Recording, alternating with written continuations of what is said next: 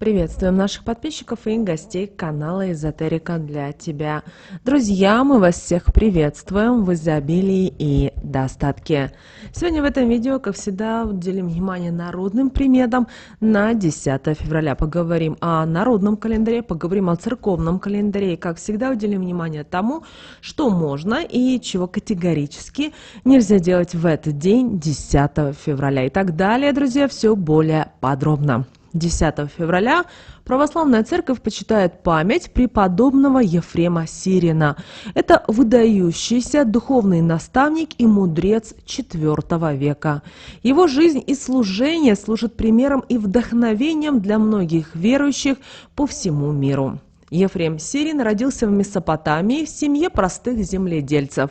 С ранних лет он был окружен духовными учениями, полученными от родителей, и погружен в практику христианской веры. Однако его молодость была темной временем сомнений и испытаний. Однажды Ефрем был несправедливо обвинен в краже овец и отправлен в тюрьму на 70 дней. В тюрьме он сочувствовал другим заключенным, также страдающим от несправедливости. Ночью он услышал голос, который призвал его вспомнить свои прежние поступки, и он осознал свою вину в прошлом. Его искреннее раскаяние и открытость привели к тому, что другие заключенные также осознали свои ошибки. Оправданный после суда, Ефрем решил посвятить свою жизнь служению Богу и удалился в горы, став отшельником.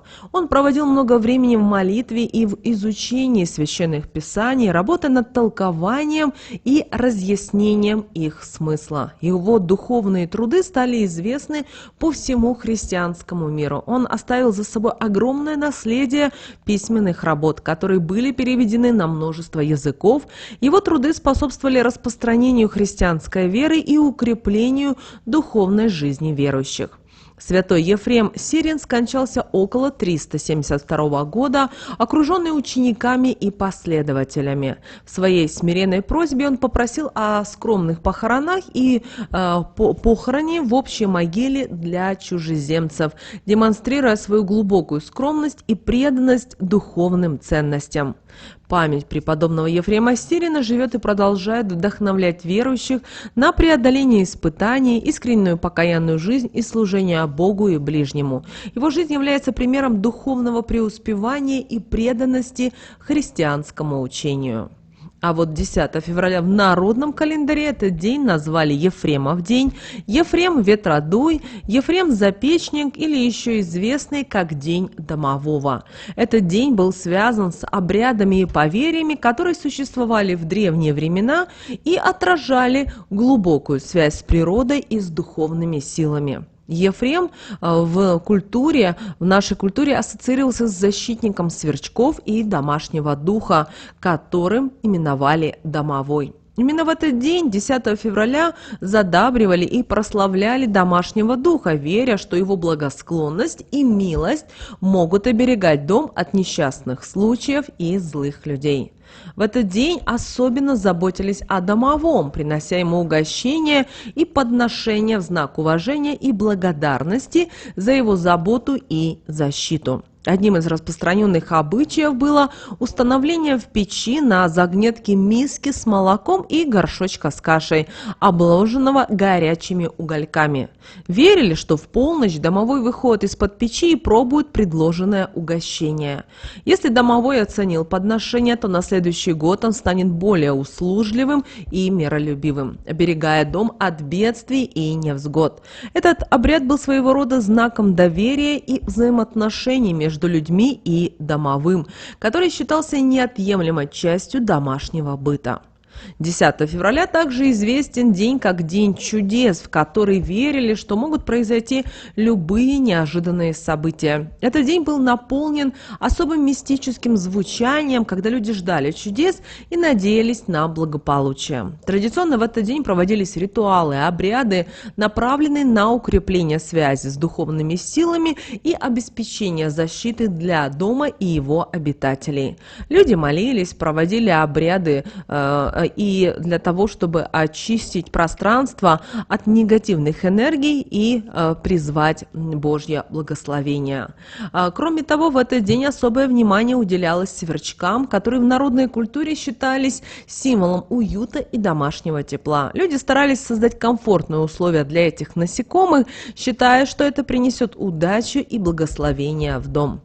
10 февраля – это день, когда в доме придавалось особое значение очищению и защите от негатива. И одним из таких обрядов было подметание пола веником из полыни. Полынь считается растением с сильными защитными и очищающими свойствами. Подметая пол веником из полыни 10 февраля, люди таким образом хотели прогнать всю нечисть и вымести все плохое из дома. Этот обряд также служит защитой от злых людей, которые могут пытаться причинить вред или негативное воздействие на жилище. В этот день, 10 февраля, любая домашняя работа приветствуется и считается даже благоприятной. Уборка, стирка, готовка еды, ремонт поломанных вещей, починка одежды, рукоделие – эти все занятия приносили в этот день домашнему хозяйству благополучие и уют, а также укрепляли связь с домовым и другими силами, которые охраняли и защищали дом. Согласно народным приметам, если кто-то заболел в этот день, 10 февраля, то это могло быть связано с проделками или недовольством домового. В таком случае, чтобы примириться с духом и обеспечить благополучие семьи, предполагался ряд обрядов и определенных действий. И один из таких обрядов – это задобрить домового, угостив его вкусностями. Чтобы привлечь его благосклонность и умерить его возможное недовольство, рекомендуется оставить в укромном уголке дома кусок пирога, блины, стакан молока, конфеты или что-то другое, что считается вкусным и привлекательным. Эти угощения символизируют заботу и уважение к домовому, что поможет восстановить гармонию и благополучие в доме. Люди, рожденные 10 февраля, обладают особым влиянием домового. Это дух, который считается защитником и оберегом от бед и невзгод. В этот день, согласно народным приметам, рожденные имеют особую связь с этим домашним духом, что придает им определенные качества и даже, возможно, преимущества в жизни.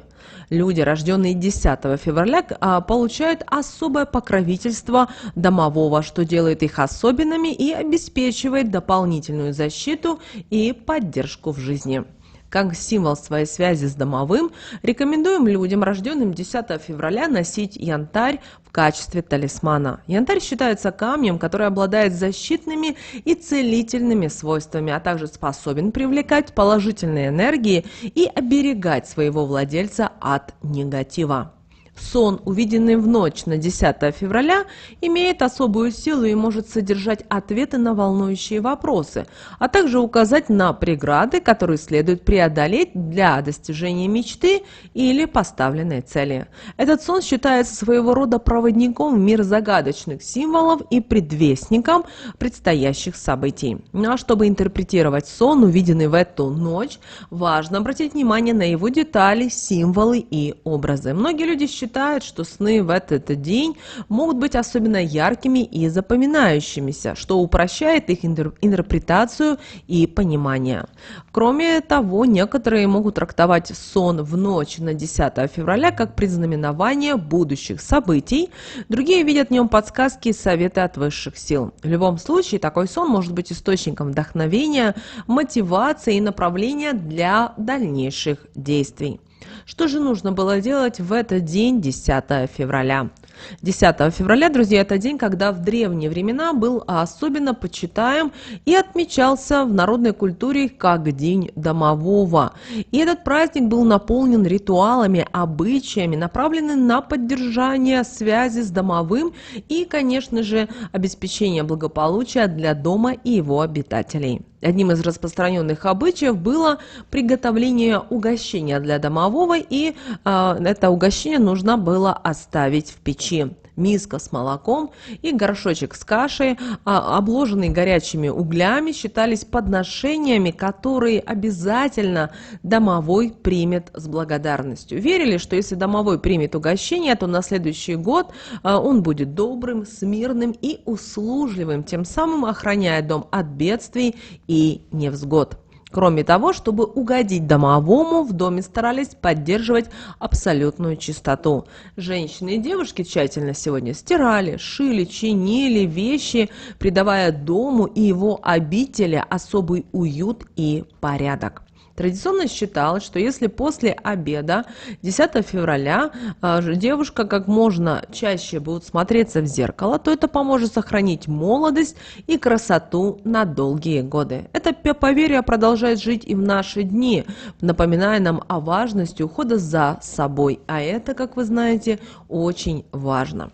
Что же нельзя было делать 10 февраля по народным приметам, традициям, друзья, и обычаям? Давайте вместе с вами и в этом будем разбираться. В народных поверьях 10 февраля, известного как Ефремов день или день именин домового, существовал ряд запретов и предостережений, и главное из них – не забывать сегодня о домашнем духе и уважать его в этот особенный день. Согласно народным приметам, тот, кто игнорирует эту запрещающую примету, подвергается риску наказания со стороны маленького хозяина дома, самого домового.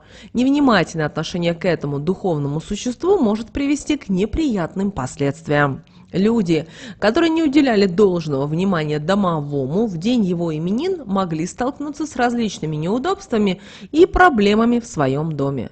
Вещи начинали исчезать без следа, посуда могла разбиваться сама собой, а вдруг появляющийся мусор на полу становился неотъемлемой частью домашнего хозяйства. Эти знаки считались предупреждениями от домового, который выражает свое недовольство и требует большего внимания и уважения. Такие необычные явления напоминают людям о важности уважения к домашнему духу и о том, что его присутствие следует почитать и учитывать. Также одним из запретов 10 февраля этого дня являлось убийство пауков, тараканов и других насекомых, обитающих в доме. Наши предки верили, что эти насекомые – вестники Божьи, которые следят за членами семьи и охраняют дом от бед и несчастий. Поэтому убийство таких насекомых считалось грехом и непозволительно было делать в этот день. Каждый паук или таракан в доме представлял собой своеобразного стража, который, согласно поверьям, в случае возникновения проблем быстро отправлялся на небеса, чтобы сообщить о том или иной ситуации и попросить защиты и помощи от высших сил. Также в случае радостных событий или успехов эти насекомые могли похвастаться высшим силам, а это, соответственно, приносило семье благополучие и удачу. Но убитый сегодня Божий вестник означал, что семья останется без присмотра и защиты, что в свою очередь могло привести к появлению несчастья и бед. Кроме того, еще одним запретом этого дня было то, что не рекомендуется подметать пол обычным веником. Вместо этого рекомендовалось использовать веник из полыни. Считается, что это поможет предотвратить проникновение злых людей в дом и защитить его от негативного воздействия. Также в этот день нельзя было скандалить и ругаться женщинам, а также держать дом в беспорядке. Если в этот день в доме ведется ссора или женщина использует нецензурную брань, это может привлечь негативное внимание домового. Считается, что он начнет проявлять свое недовольство различными способами, такими как громкое скрипение дверей, возможное топание по полу или даже странные звуки, которые могут пугать обитателей дома. Также нельзя сегодня было и засыпать в тишине. Считается, что это может привести к тому, что кто-то из родственников оглохнет. Чтобы этого избежать, перед сном 10 февраля рекомендуется рассказывать сказки о домовом, петь частушки или прибаутки. Эти действия помогают создать атмосферу позитива и защиты, обеспечивая тем самым безопасный сон для всей семьи. Еще одно запрещенное действие этого дня было это бить полотенцем кошку. Согласно преданиям, кошка дружит с домовым, и обида на нее может вызвать гнев у этого домашнего духа. В результате он может начать проявлять свое недовольство различными способами. Например, путать нитки рукодельницы, дразнить собаку или создавать шум в доме ночью, мешая спокойному сну обитателей. Также в этот день перед ужином обязательно нужно было накрыть стол для домового, иначе это может он проявить как свое недовольство и тем самым мешая спокойному приему пищи. Поэтому для уважения и привлечения благосклонности домового рекомендуется 10 февраля поставить у печки сладкую молочную кашу и кусок хлеба, а затем ласково пригласить его отведать угощение. Этот обряд символизирует заботу и уважение к домашнему духу, который, согласно преданиям, заботится о благополучии семьи и дома. Ну а если вы не будете соблюдать эту народную примету, считается, что домовой может начать проявлять свое недовольство, например, перебрасывать муку, разливать кипяток или скидывать даже со стола приборы. Эти действия могут создать неприятности и беспокойство в доме, напоминая об обязательстве уважать и тем самым привлекать благосклонность домового. Вот такой, друзья, у нас с вами день 10 февраля по народным приметам и по церковному календарю. С вами, как всегда, был канал Эзотерика для тебя. Друзья, обязательно подписывайтесь, ставьте лайк этому видео, в комментариях напишите слово «благодарю». Также, друзья, кто спрашивал, как нас можно отблагодарить, отправить донат, благодарность можно выразить по ссылке, которая указана в описании к этому видео. Ну а прямо сейчас на экране, друзья, вы видите два всплывающих окна. Это следующие, друзья, рекомендованные видео для вас. Нажимайте на то видео, которое вам на интуитивном уровне понравилось больше, и смотрите. Всех вам мыслимых, друзья, и немыслимых благ. Услышимся с вами уже буквально в следующем видео.